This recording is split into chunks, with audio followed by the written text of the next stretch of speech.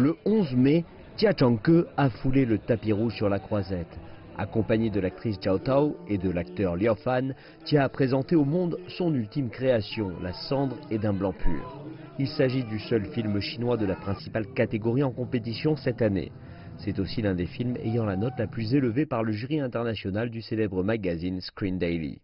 Le magazine déclare que le film dépeint les changements sismiques au sein de la société chinoise du XXIe siècle, par le biais des hauts et des bas d'une histoire d'amour épique. De nouvelles choses sont apparues tandis que d'autres ont été détruites. C'est la même chose dans les vies privées, les émotions. La société et les individus sont passés par beaucoup de situations. C'est pourquoi j'ai tourné ce film. Inspiré par la coopération durable avec sa femme et muse Zhao Tao, Tia Chang-ke a créé l'histoire de Tiao, qui s'étend de 2001 à 2018. Tia a également donné vie à Bin, le petit ami de Tiao, afin d'exprimer ses propres sentiments durant cette période. Le couple était lié dans la vie criminelle et séparé dans la vie en prison.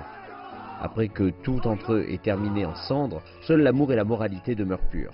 C'est comme cela que Tia Chang-ke a posé sa signature sur les relations changeantes des choses, d'où le titre chinois du film Tiang Hu Er Niu.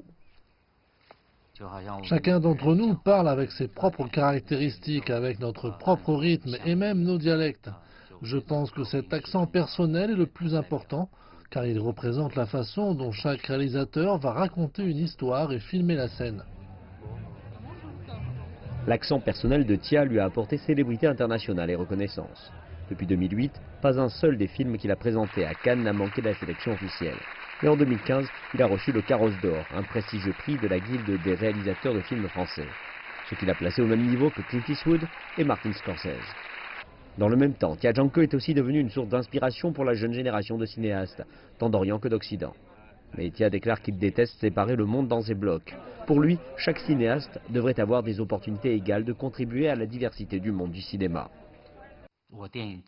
Mes sources d'inspiration viennent des films chinois, des films français, italiens et russes et bien d'autres.